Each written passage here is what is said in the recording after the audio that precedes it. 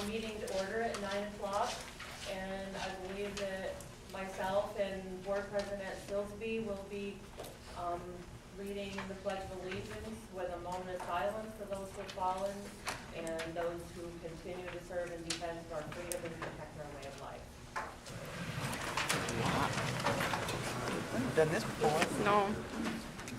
I pledge allegiance to the flag of the United States of America and to the republic for which it stands, one nation, under God, indivisible, with liberty and justice for all.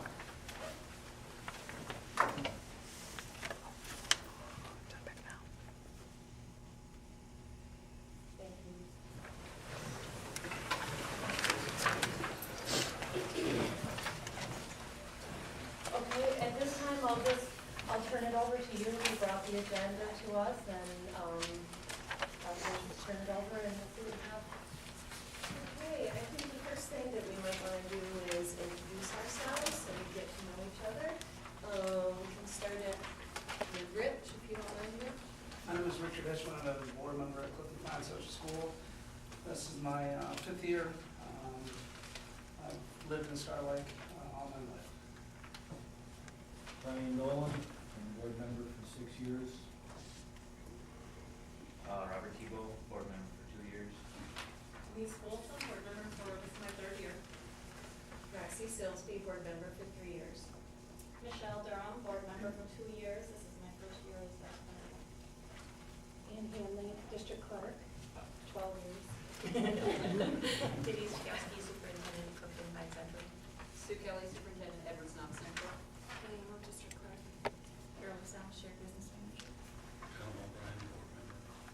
Chris Averill, board member. This is my 1st year as a board member in the Teresa Hogel, and I'm the board president, and I've been on the board for 7 years.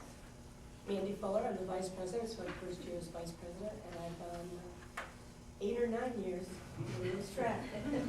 Randy Van Brockman, 1st year as board member. Lucy Ballard, this is my 3rd year as board member. Joe Thomas, 1st year board member. Work for these guys. Lynn Collar, 3rd year board member. I will just speak for a moment to everyone just to explain why we're here, where this came about.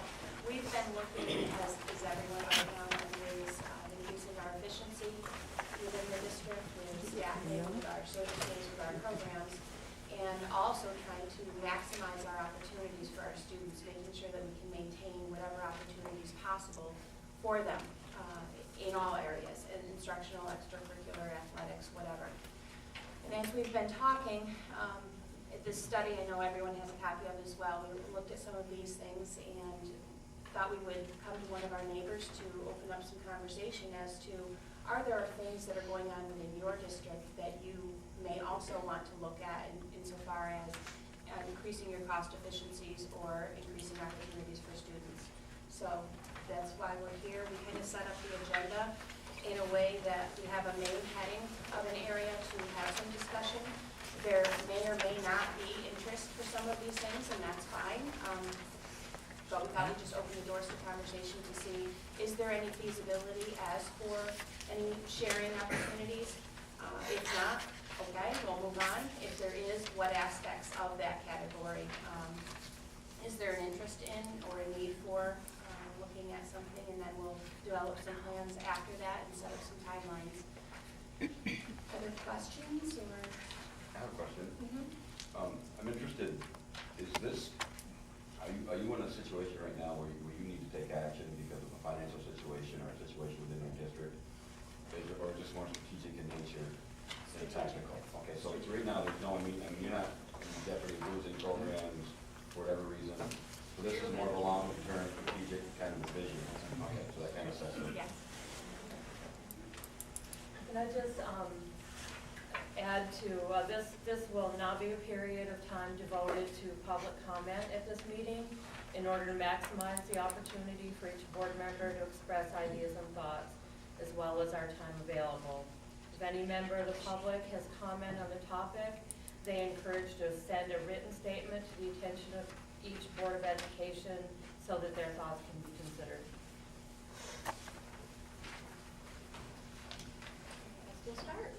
have, it's an agenda of 7 items. Denise and I kind of spoke about it and said maybe what we might want to do is start at the top, obviously, and vote about 10 or 12 minutes to a topic, and then move to the next, so we're sure to get through them all.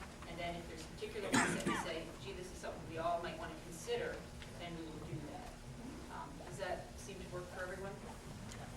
Okay, so the first one is transportation. Actually, Tom Burns just walked in. But after he takes his coat off, Tom is the district superintendent of OCs, and we asked him to come today to join us. Good morning, thank you. I had a teacher who worked with me in Perishville that said all roads lead to Russell, and I think that was true this morning. I got a pretty cloud of nervous winter dresses.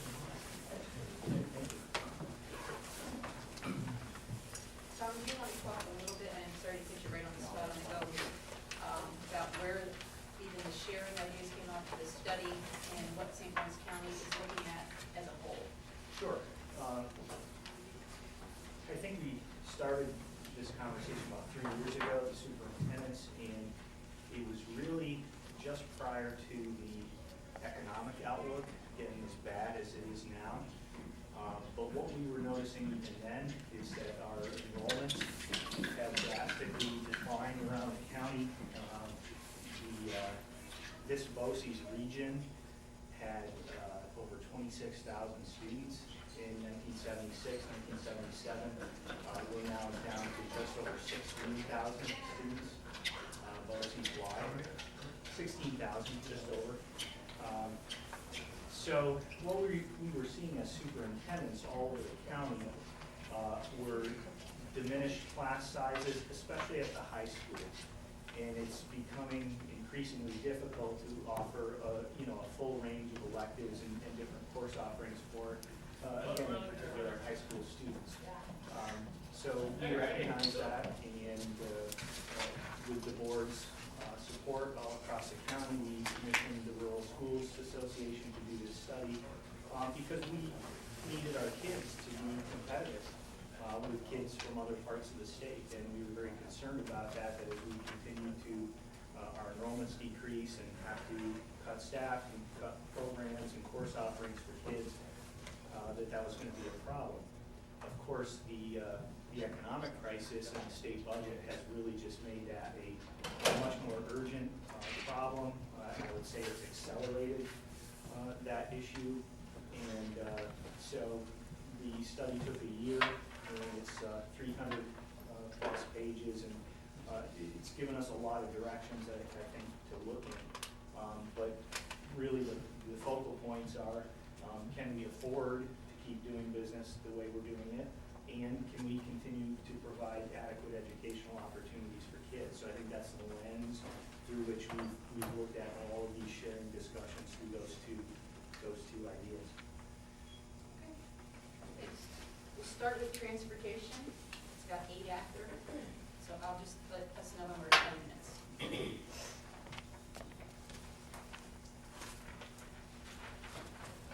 I'm not exactly sure how we want to jump into this. We currently have a transportation director. We have a facility, a person is here, so is ours. So if we want to have them be able to come down, do I do transportation or speak, or if you have anything? Okay. I can answer any questions, but I'm Okay. not prepared. Yeah, okay.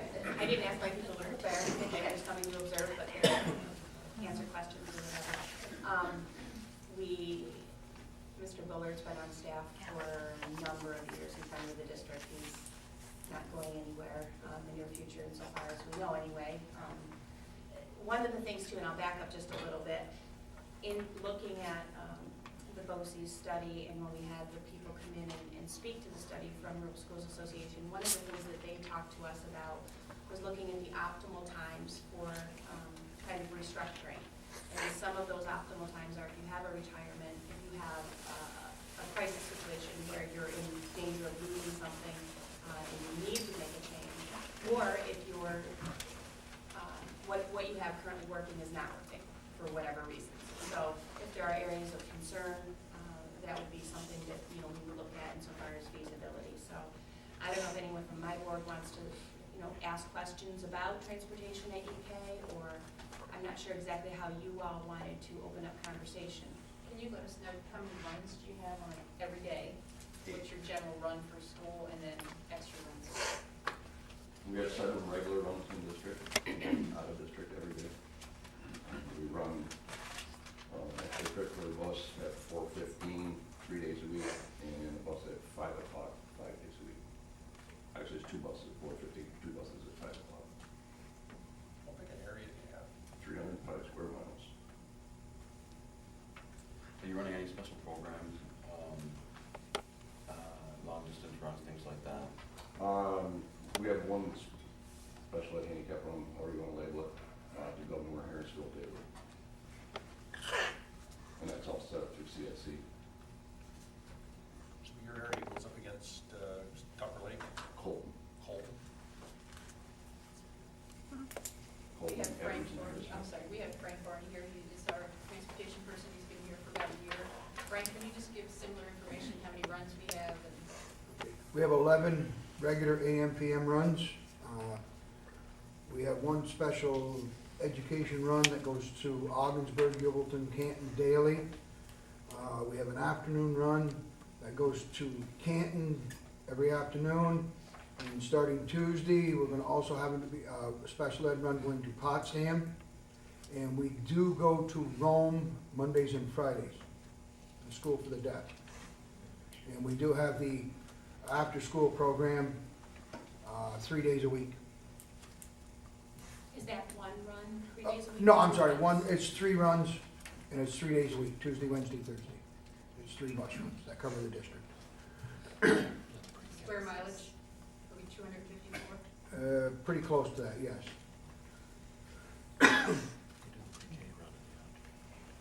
Oh, I'm sorry, and also, Sue, in the afternoon, we have the pre-K runs and our BOCES runs to Southwest Tech. As well, that's one of, Yeah, we that's- do a noon pre-K now, we just added that back in. We were doing an all-day program, a lot of parents weren't real impressed with that, so we went back to a half-day program.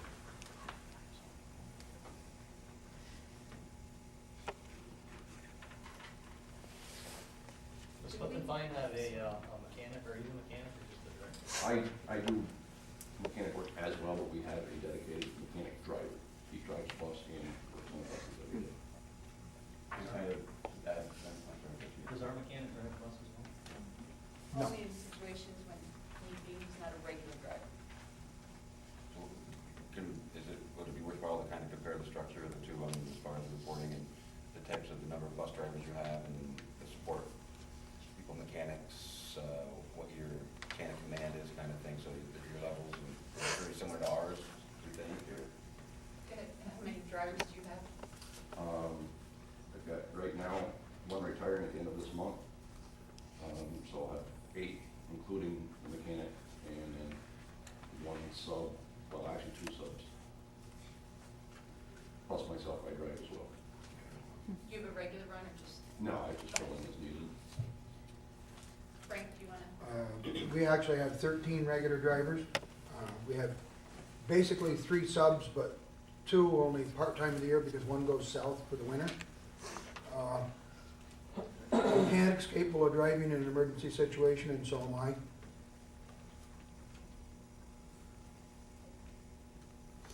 Darren, we go to BOCES every day, do we have any other, I'm sorry, you might have already said that, any other special ed runs that we? Just like Governor Harrisville.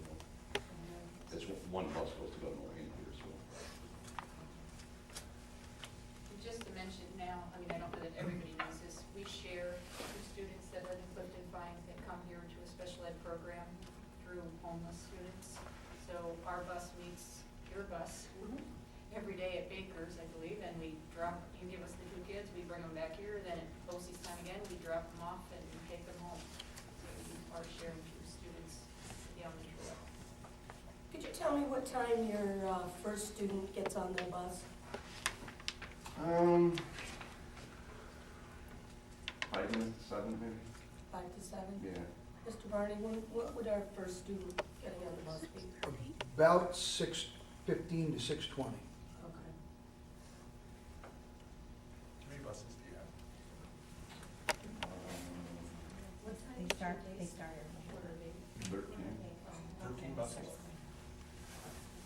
What time is yours? 8 o'clock.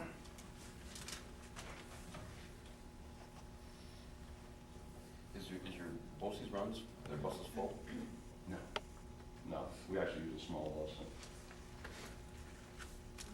Right off the bat, you have to go right, you take it to Southwest Ag? Yeah, yeah. You know, most of you can probably, when I went to BOCES, we actually shared with Edwards at that time. And then when they built this school, they discontinued that because of just logistics of trying to meet up somewhere. Are our BOCES runs full, our buses? The buses are not full, no. We run a full-size school bus to BOCES because we have, depending on which group it is, it can vary from 18 to 28 students, you know, depending on who's enrolled in the program. You're not ready to share a run? The problem that we've run into, like with the two students that are doing homeless right now, is the timing. Because your school gets out so much earlier, and we have to travel so much farther, that we have to leave BOCES so much earlier to get back for our dismissal. It's, you know, it's just a logistic on, it's not move on buses, it's just the timing down to make something like that work. It sounds like one of the things you have to consider is if we're gonna share anything, you might have to kind of coordinate. I just want to point out for those 2 students, they get picked up at 6, what time? Depending on where they are. The one student probably gets picked up at a little after 7 and rides the whole route back to our school and then gets on the BOCES bus. The other student is picked up in time on the way. And they don't get here to school till 9, 10 to 9. And then they leave here at 1:30 and they get back home at, They get back to our school at 3 o'clock and then on 2 different buses. so I want to point that out. They leave here at 1:30 and get back at 3? Yeah, it's go to BOCES to get our bus there and then come back to Starlight. It's the only way we can, it's one of those logistic things, we had no other way to meet up. You know, Frank came up with the idea in the morning that, you know, we meet at Baker's, that worked out fine, to save some time, but.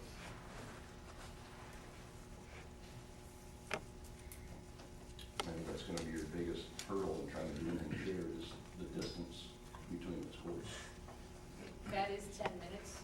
If we want to go to the next topic, we will have time to go back, so people's brains can think a little bit about, you know, ask other feasibility questions or BOCES questions. Cafeteria is the next. I know that we do have Kathy Whitmarsh here. She's been with us for over 7 years as our cafeteria manager. Mrs. Hamling is not here today, so we can try to just answer whatever questions there may be. If we want to do the same type of a situation, and if you'd like to share with us what your setup looks like. We have 2 cafeterias. There are about 625 students in the school. We feed from like 11 to 1, basically. And there's about 65% of our students that are free reduced. We have the POS systems in both cafeterias that are Nutra kids, so they do communicate with my my computer, and I do all of the stuff like putting in reimbursement, payroll, all of the logistics of the cafeteria as far as paperwork goes. Happy number of employees? We have 8 employees. 5 of those are 3-hour. And we have, right now, 1 has just retired and 1 is off. So basically, we have, our subs are working. So as 3-hour. Keeping us Or we're short. Do you serve breakfast? Yes, we serve breakfast from usually around 10 to 8 till 8 o'clock. We run 2 lines downstairs, and we do one of them with a roster, and it's for K through, or pre-K if they want to come, to 6th grade. And then I put those roster kids into the cash register. And then we have 7 through 12 upstairs. And I do run the cash register line in the morning. snack out of the cafeteria 3 days a week that we have our after school. Yeah. Kathy's in charge of that. And I did put in through, the government, doing it through reimbursement, because we had over 50%, so. We also do summer feed. Yes. We had 3 sites last year Yeah. throughout the area. Three different areas. The fire department, Yeah, both fire Both halls, Edwards and Russell. we did, And then Edwards. yes. So we transported the food there and did it on ticker and then ran it in through the cash register system when we came back. In summer feeding though, you have to be able to have each of those counts separate.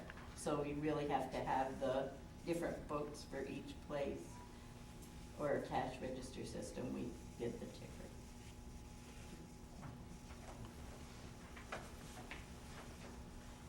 We do offer a shared food service management program through the BOCES.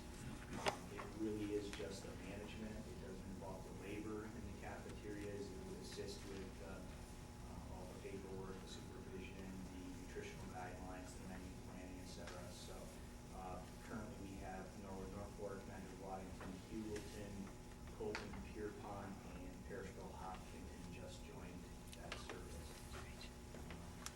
I'm assuming both school districts, because this is a constant problem throughout the county, that it's difficult to keep the cafeteria programs in the black.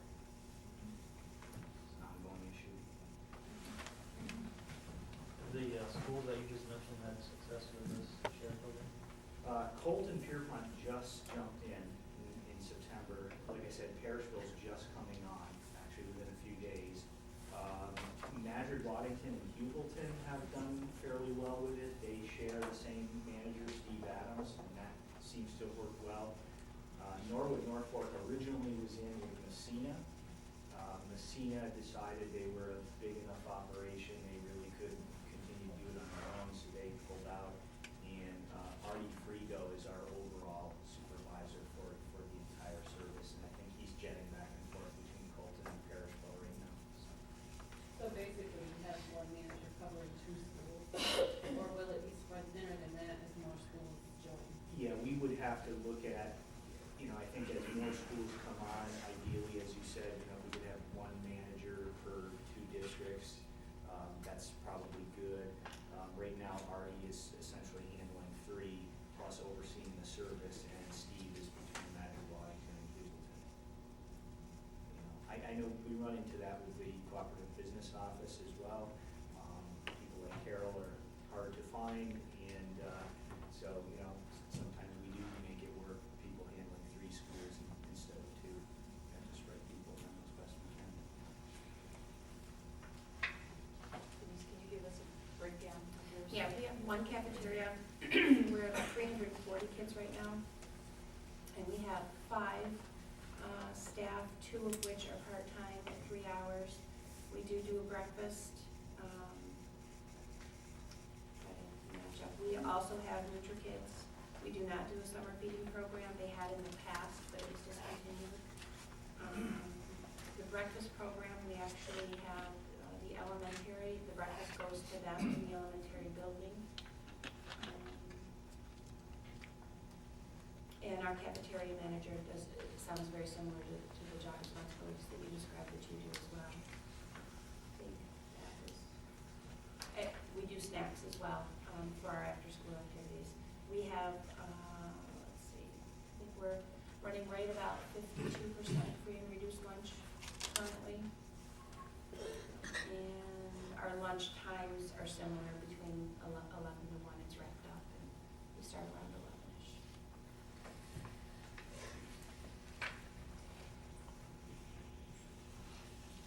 Are there any other questions?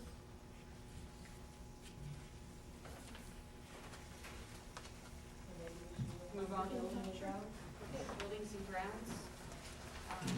We do have John Daniels here, and Mr. Redmond is here as well. So Mr. Redmond, if you want to just tell us a little bit about your school, the square School. footage. The school is 114,000 square feet. We have 5 full-time employees plus myself, so that's 6, and then 1 part-time. 2 maintenance people. 2 custodians, 1 cleaner sweeper that's full-time, and a part-time that comes in 3 days a week for 6 hours a day. Take care of all the building, all the grounds, plowing, mowing. We have 33 acres that we mow. 2 boilers we take care of. The only contracts I have is annual maintenance contracts on the boilers for cleaning. I took that out of the people's hands because it was too dangerous. The rest of it, we do our weekly maintenance of ourselves and PMs. John? We have about 170,000 square feet. We have 5 full-time custodians, 2 part-time. Cleaners, we have 1 full-time, 3 part-time. We staff 24/7, except on the weekends. We're from 8 o'clock at night until probably 8:30, 9 o'clock on Sunday morning. There's no one here. Other than that, we're full staff. Again, we do our own plowing, we do our own mowing. We got about 22 to 24 acres that we mow. Again, we take care of, we've got, the wood chip plant there. We take care of all of our own boiler maintenance. We don't have a cleaning contract. I still do clean the boilers. I'm supposedly 50% work, 50% administration, but it varies, depends on what's broke. We do, like I say, try to do all of our own maintenance and, what else? About it, I guess.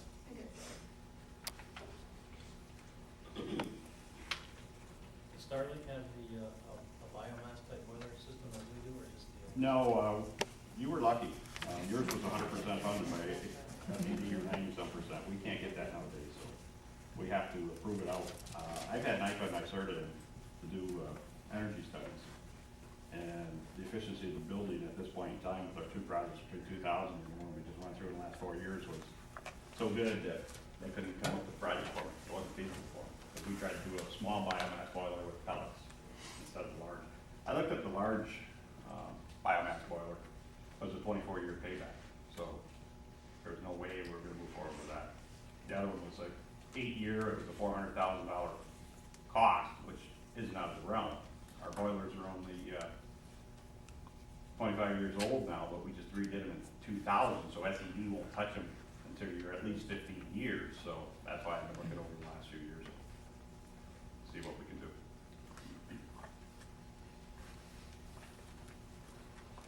Our energy costs have gone down about 35% the last 5 years. Between electricity. Huh? What do you contribute that to? It's the project. We put a new roof on the whole building. Instead of a rubber roof, I wanted a build-up roof, which gave us a great amount of savings because we were just had an icicle on the roof. We changed over we have an electric wing. That was a 400 kW transformer, went to heat, which didn't put any extra really into the system. So that's the major savings that we had in electricity. Our electricity bill's now $80,000 a year or something like that.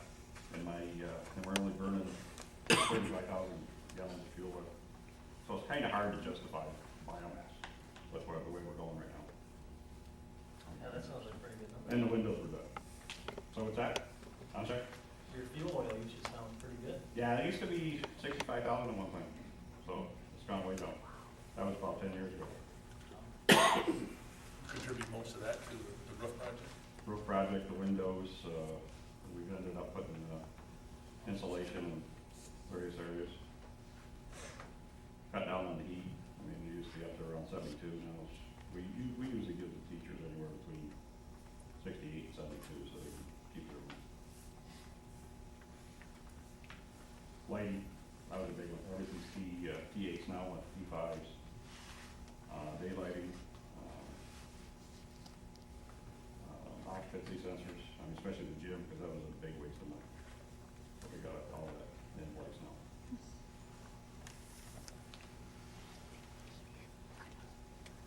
The state is talking about reducing all of the expense-driven aids. We won't know what they're gonna do until next month, but they promised about $805 million in new aid this year, approximately $265 million of which is expense-driven aids, building aid, transportation aid. They're trying, with times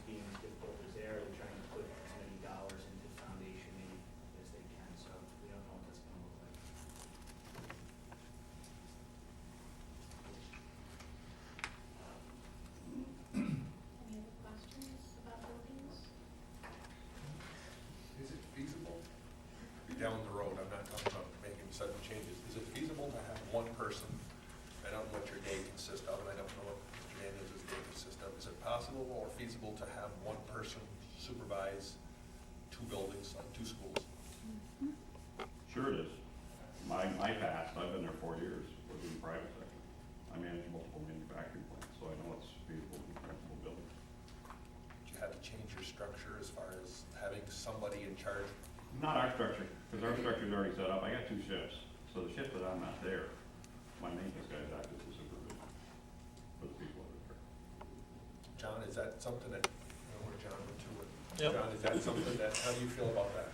It could be done. Again, it depends on the day, you know, sometimes there's a day when, Everybody's and I'm sure that Tim is very busy, that, you know, it'd be hard to get away, but other days, yeah, you could do that. Okay, thank you. John, you said you spend about 50% of your time in admin and 50% doing repairs. Right. Well, yeah, my days, I mean, I do extra every day. I mean, there are days where I'm 100% tied up doing maintenance or whatever else I need to do, paperwork, probably. How much of a day goes to paperwork? My day? Average 2-3 hours a day. John, is that about right? Yeah, probably. Like I say, it varies on the time of year when, you know, stuff comes due. You might be busy for a week with paperwork, you know, and then, you know, other times in slack times, you know, that's when you get your maintenance done.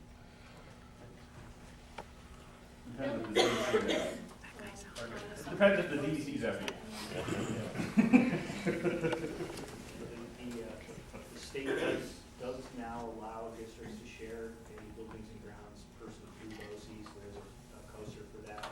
I have 2 districts that I don't want to mention their name because their boards haven't approved it yet. They should within days. So I have 2 districts that are going to tentatively enter into that arrangement.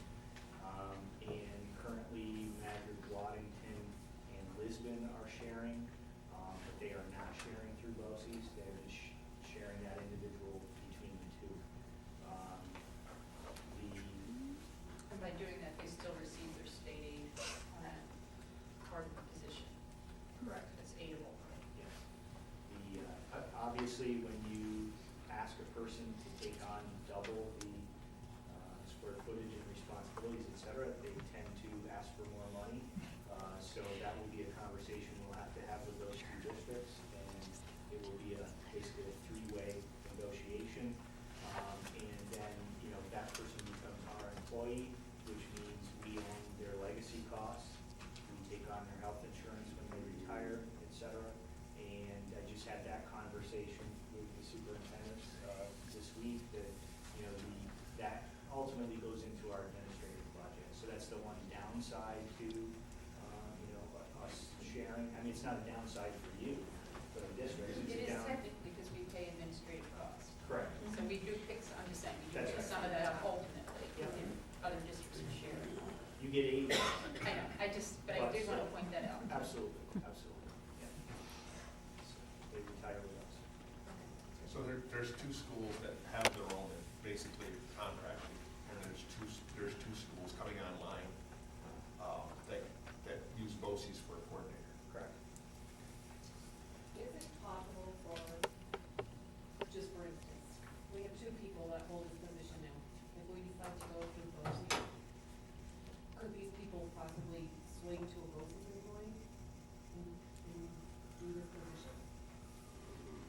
I'm not sure I'm understanding your question. Would a school employee be able to become a BOCES employee? Yes. Yes. Yeah, To do yeah, this, absolutely. to cover 2 spots. Yeah. But if you have 2 people, BOCES would be hiring 1 person if you're Right. looking at merging. Yeah. So I believe it goes by seniority after that, depending on their title and their civil service, you know, requirements. And again, it's just the supervision, it's not the labor. That is 10 minutes. Move to the next topic, which is athletics.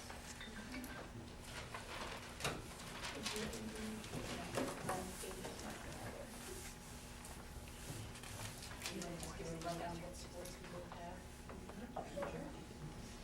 For us, we have soccer in the fall for girls and boys. We have a modified level as well. In the winter, we have swimming for a girl team, female team. We have volleyball, female team, varsity level, and modified.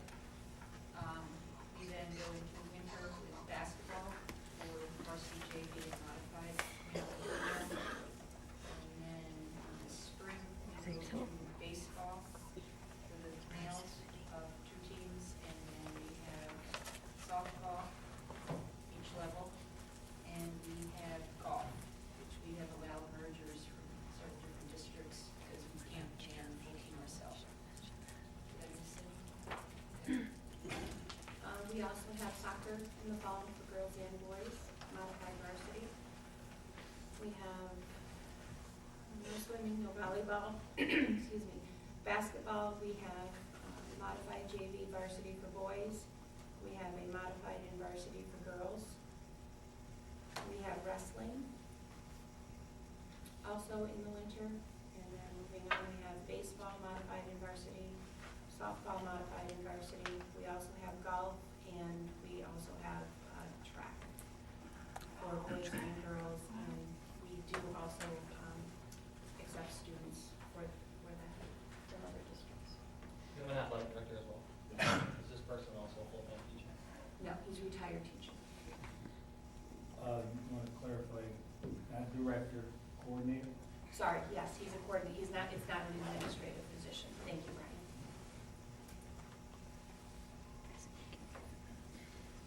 When you talk athletic, in general, would you, the intensity be all or none, or would it be sport by sport basis, or? My opinion is whatever we can possibly do. I don't think it has to be an all or nothing type of a conversation. If I could say, I coach at our school, varsity, JV last year, unfortunately, we didn't have enough kids. I also did the elementary, and I helped with the modified program for girls basketball. I've known, your school teams, I guess I'm picking on, or when I'm talking about basketball, because that's, you have 8 kids on your varsity team. We have 8. Most schools have 12, 13. I don't know if it's the same here. Excuse me, we have 15 on our varsity. On your varsity team? Yes, male. Did they move up? Male. No, I'm talking Oh, I'm female. sorry, female. Okay, I'm sorry. Okay, I'm sorry. I mean, it just seems to be less and less kids. I don't know if it's what's going on in the schools or not, but I would say anywhere we can get, I'm hearing right now in our school that we might not be able to field a varsity girls softball team. I'm hearing that. I don't know if EK's in the same. I know your baseball team last year, I think there was 11 kids on it, I believe. It takes 9 to play, and that's 2 kids get hurt, or academic problems or something. You don't have a team. I mean, to me, I'd like to look at everything. If you're, the school is willing to.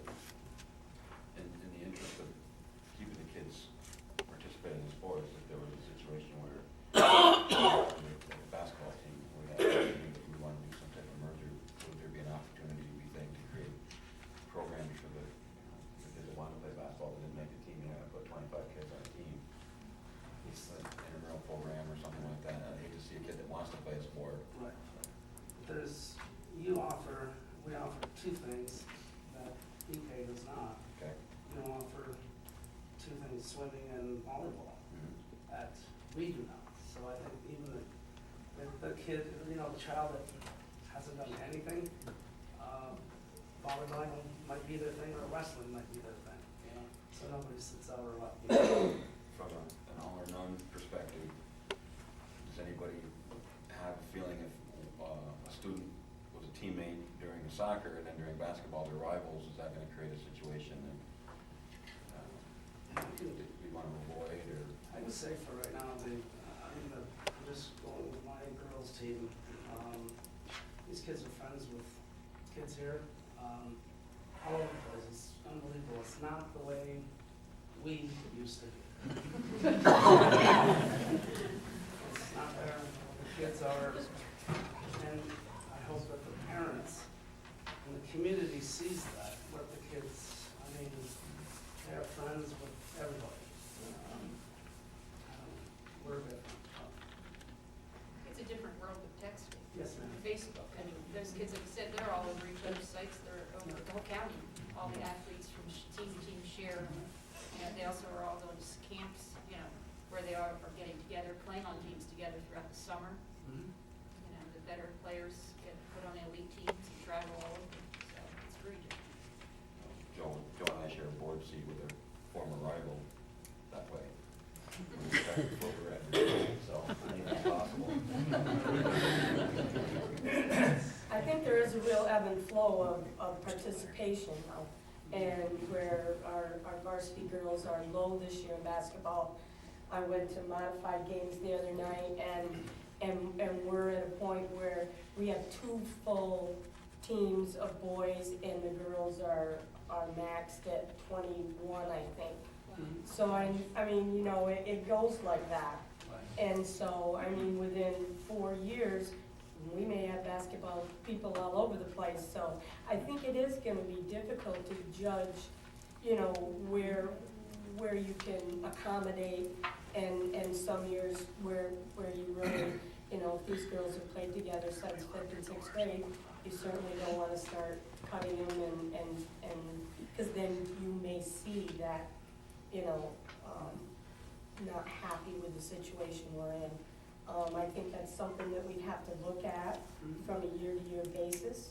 And, but like you said, when you're looking at not being able to field a team, it would be great to put them together and have a strong group. And, but I think we would have to be conscious that it will change, it will fluctuate, I think. I think the more, there's more stuff offered, more there is, the kids will go, I mean, it's just like us, we're strong with the elementary, 30 kids. Right. It's a JV, or modified, there's 15. And, if it's a JV, you got 10 or 9, then all of a sudden varsity, you have the ones that love the sport and the ones doing it, the other people have decided to go out there, so. Ms. Kelly, from a real strategic nature, I read a report that the enrollment expectations for some of the districts are kind of on a decline. Edwards Knox is one of them, I think. Clifton-Fine is another. So, inevitably, something's gonna have to probably give. Sure. And it would probably be more of an evolutionary thing than you start with a sport or two. But does it create an issue with golf, for example? We have students from other districts, and if Starlight or Clifton-Fine and Edwards Knox join, and they have one golf team, for example, does that preclude students that are already on the team from other districts that weren't? How does that? The dynamic merger's work? voted on each year, whether or not we choose to allow another district to Okay. come to us. One of the things we look at on the calendar, you might be able to help me, are the legality of merging teams, because it's supposed to be an advantage to be able to get a team up and running for a certain amount of time. It's not supposed to be able forever. Okay. And that's where, Yeah, that's true. I mean, the state initially allowed athletic mergers so that you could get a program off the ground. It was never meant to be a permanent arrangement, but I guess I would say that the state is not really keeping track of that. There's a timeline that we have established through the section, so for planning purposes, I forget what that is. It's about a year in advance, so we're doing it quite, both boards have to approve, we've both done that, merger, and then it goes through section 10. So it's worked fairly well. I mean, I think the athletic directors around the county have done this in many instances, in the best interest of kids. They've made these arrangements work. and I know that there's 2 other districts, Colton and Parrishville, also currently having the same conversation because they can't make field teams. And instead of losing sports, they're trying to figure out how to do similar type things. Are they? I would be interested. And this doesn't lead us down the road, at some point, if we decide that it's, we can't look into the crystal ball and say that if there was ever a merger, it would be Clifton-Fine and it's not. We couldn't back out of it, we couldn't. It's a year-to-year, year. Yeah. Okay, we are at our 10 minutes. Did you have one Or more? so. I was wondering, could you tell me, like, 10 years ago, how many students you had in your school? 10 years ago, we were around, 400, correct? More than that 10 years ago. 430, 440s. Yeah, it was 6s or 7s. It was, I mean, you had a rough, Katie said the highest she remembers is 865. Kathy's nodding her head, so she doesn't know. I know at one time it was 8. We used to have, our classes used to average about 60 to 70, and now we're averaging 43 per grade level, average. Kelly, you said 800 10 years ago, roughly? 850. 850, and what is it now? About 620. Still from 5, 10 years ago? I guess in the 600s, What are you now? 300. Is this pretty much the trend as you see it across the state? It is, unfortunately, until we get more jobs, industry come in. You know, if the paper mill truly opens and gets up and running, it'll probably make a major boom for their town. But that's obviously when you saw a major flux out, I should say. Other than employment of people coming into the area, the baby boom generation, as you're here to speak about, is that what we're looking at? Is the population dropping off all over the state? I can only speak for St. Lawrence County. Is that? Yeah, I mean, it's a very aging population in St. Lawrence County. You're losing, I say you, all of the districts are losing about a percent and a half of your enrollment a year. Actually, Clifton-Fine has been one of the highest losses. I was just saying to Ann, I think you were around 900 students in 1976. So it's drastic. And the rural schools folks said that, you know, things are stabilizing. And as somebody pointed out, there's a few of you that are up a little bit, a few of you that are down a little bit.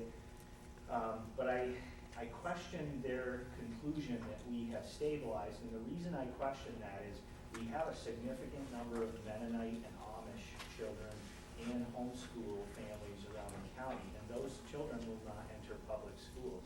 So if you look at county birth rates and you say, well, we're stabilizing, that's not factoring all those children out. So I don't want to paint a gloomy picture, but just to be cautious, I would say it may not be that positive an outlook. Do we want to move on or put more time into this? Okay, move on. Okay, the next area is extracurricular.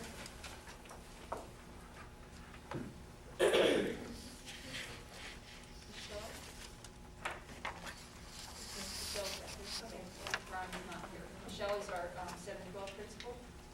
And the other two say, and really the extracurricular is more of a high school type thing. Do you want to just talk about some of the extracurricular offerings that we have off the top of your head? We have Whiz Quiz, we have a Spanish club, we have student government has become pretty big, FFA. We're working on getting a musical going again. The seniors did a senior play. Yearbook? Yeah, we have yearbook that couple people are in charge of. Kathy Whitmarsh is one. We have an after-school program that we run for our grades 4 through 8.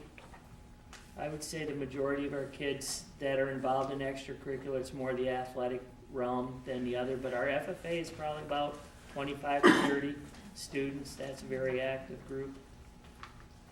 There's a Liberty Partnership program that some of our kids participate in with field trips and things. In the elementary, there's a good, strong art program that is making its way up to the high school level, I would say would be the best way to do that. So we have Honor Society at the high school level that is working on being rewritten as far as the bylaws and making it more active. So I think that's about all we have. Thanks. Just to comment on the 4 to 8 after school, 3 days a week, we've hit above 75 students. So we had to limit it and put some of the younger students to a 2-day thing to be able to accommodate about 83 on attendance. Because we have 83 every time, but we have a very large number of students who want to do the extra after day program. Mrs. Sheen? We also have an after-school program for academics. We have extended day for grades 7 through 12 and homework club for grades 4 through 6. We have a computer they can stay for computer club, and that's grades 4 through 6. We have student council at both middle school and high school levels, National Honor Society, junior and National Honor Society, a language club. We, of course, the classes all have, the grades set 9 through 12 classes all have activities and they have meetings. Trying to think. We have a musical. We have a musical, we have drama club for grades 4, 5, 6, 5, 6, and then we have a senior play every year.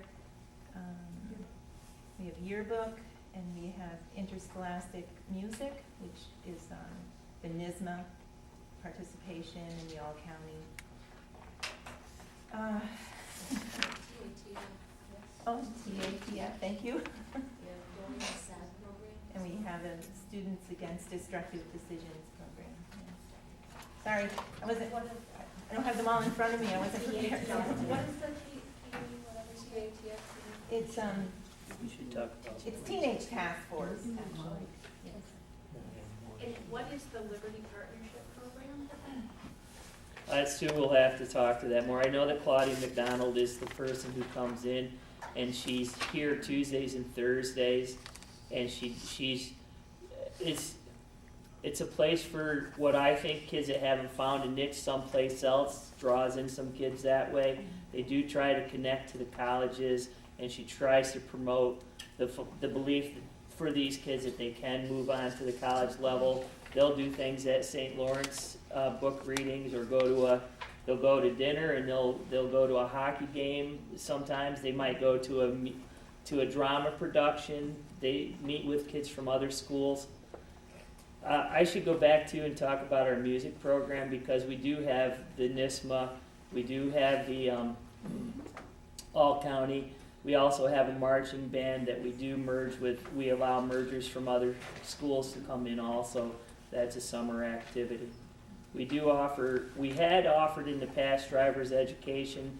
That one we're kind of in the flux of how is it going to move forward from this point due to budget constraints. Our driver ed wasn't extracurricular, though. Our driver ed was part of our curriculum. But we're also in flux. We just recently lost our teacher, so we're trying to figure out where we're gonna go with that. That we might be able to help you with.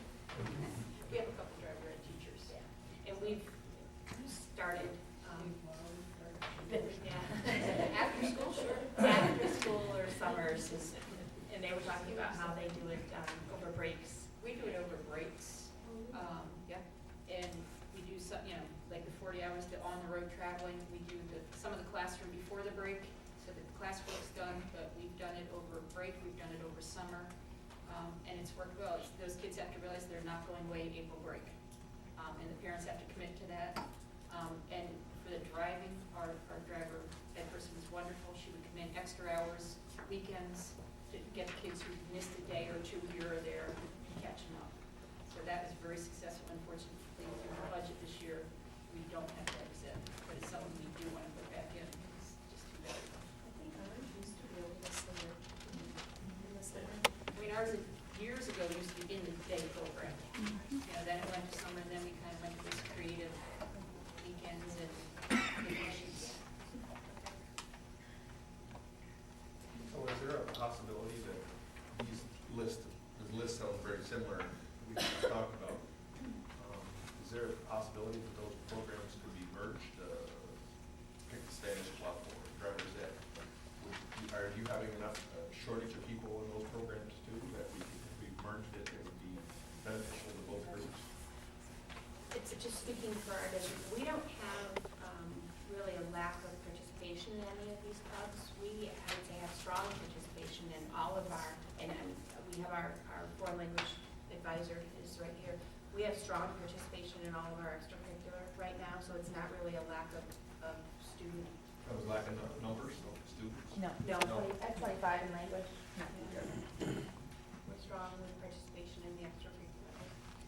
We also offer the 5-hour driving course a couple times throughout the year, here at night.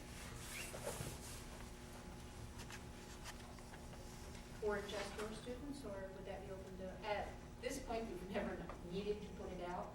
We have allowed community adults to come in try the participants. It's like $35. But if, I mean, again, if you would run it, you'd like to run it full, it makes it better. But at this point, we've never needed to, If you ever do that in the near future, you could just let me know and we can put it on our website. I'd love to revisit the drive right over a break possibility, because it's very difficult for some of our students who already have their license to do this over the summer because they have summer employment. Right. And, you know, Which is they're why not we went to that. willing to give up their job over the summers to take a drive right course, but they need it. Right. So I'd like to dive into that a little further if possible.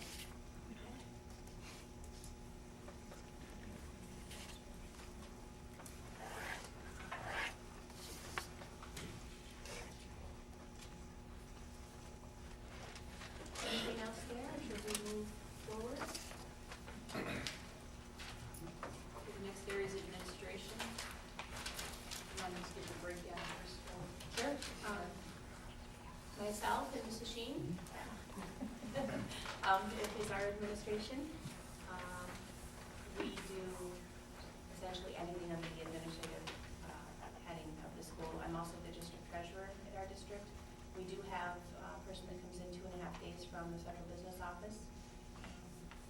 And we have an accounts payable person that's part-time as well that comes in from the business office that we share with Harrisville. As far as the day-to-day things, curriculum, instruction, supervision, evaluation, all of those things fall under Mrs. Sheen and I. We do have the department heads of the other department heads, but as far as instructional administration is us. What about CSE? Oh, yeah. CSE. We have a retired administrator from our district is a part-time, 2 days a week CSE person for us. Okay. We have a pre-K 6 principal full-time, a 7-12 principal slash dean of students full-time, myself full-time, and a part-time CSE person. And the same thing, we don't have a curriculum person. All the evaluations and supervisory are done by the 3 of us.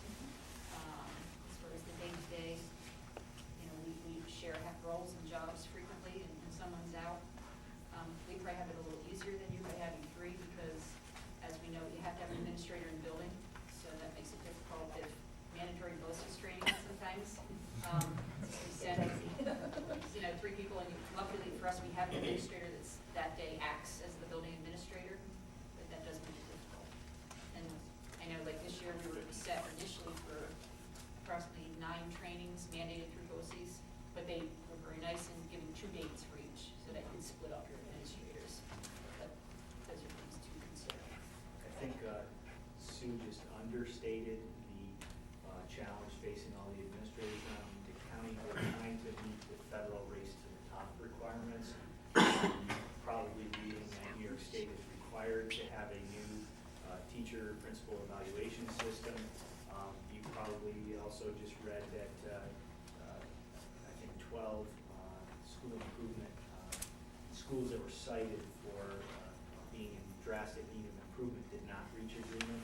The commissioner has suspended their monies.